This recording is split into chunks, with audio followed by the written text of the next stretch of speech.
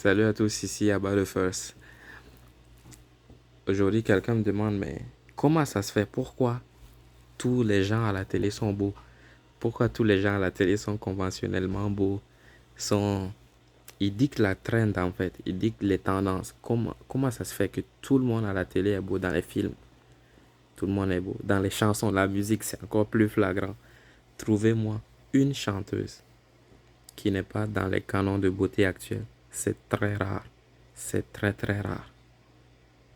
C'est très rare. Pourquoi tout le monde est conventionnellement beau? En fait, ce phénomène peut s'expliquer de différentes façons. Ici, je vais vous parler de généralité. Je vais généraliser certaines choses pour ne pas trop confondre les gens. La première chose, c'est que on utilise les médias. Les médias servent le capitalisme. On utilise pour intéresser les gens. Comment intéresser les gens? Par des visages magnifiques. Il y a des études qui ont fait, comme je vous avais parlé de l'histoire, l'effet halo. Je vous avais parlé de l'effet halo avec l'histoire de Alexander et Emelianenko. Je dis, il était tellement pas conventionnellement beau que si jamais il y a un crime quelque part et qu'il y était et qu'on l'amène devant un jury, tu te dis c'est lui. Je sais pas ce qui s'est passé. Je sais pas qui était là, mais je pense que c'est ce mec-là. Parce qu'il n'entrait pas dans les cadres de beauté actuels. Il était le contraire de tout ce qu'on voulait voir. Je dis lorsqu'on allait voir un juge, par exemple, c'est humain, hein? Ce n'est pas forcément dit, ce n'est pas forcément conscient. Mais on juge les gens selon leur faciès. On te juge selon ce à quoi tu ressembles.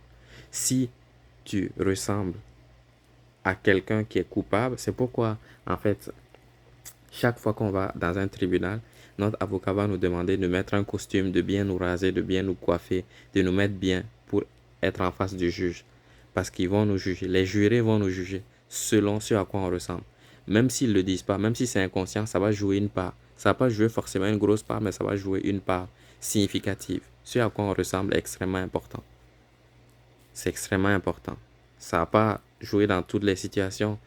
On parle de quelqu'un qui a trucidé toute une génération, bon, ça, c'est différent. Mais dans la plupart du temps, dans la plupart des situations, le physique va compter. Et plus tu es attrayant, plus on a envie de te voir, plus on a envie de te regarder, plus on a envie de passer du temps avec toi, plus on a envie de te donner des choses. Je vous avais parlé de cela dans la vidéo sur l'effet halo. C'est le même phénomène. Si les gens à la télé sont beaux, ils inspirent confiance. On va les attribuer des caractéristiques même qu'ils n'ont pas.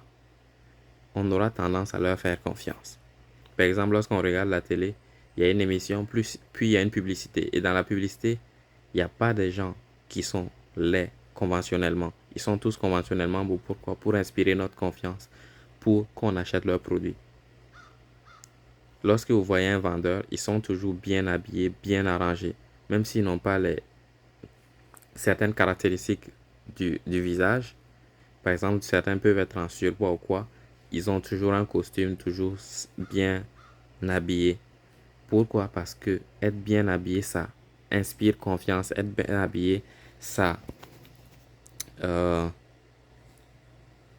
donne envie d'être avec vous, donne envie de vous parler, donne envie de vous recevoir. Déjà, si quelqu'un, comme j'ai dit, si quelqu'un ressemble à un SDF, à un sans domicile fixe, dès qu'il va s'approcher de vous, vous allez croire qu'il veut vous demander quelque chose, qu'il veut prendre quelque chose de vous. Alors que si quelqu'un vient en costume, vous allez au contraire penser qu'il peut vous apporter quelque chose. C'est le même phénomène. C'est pourquoi à la télé, on n'a que des gens qui sont beaux. C'est juste un outil du capitalisme. C'est comme ça. Si les chaînes veulent qu'on les regarde, ils vont mettre des gens qu'on a envie de regarder.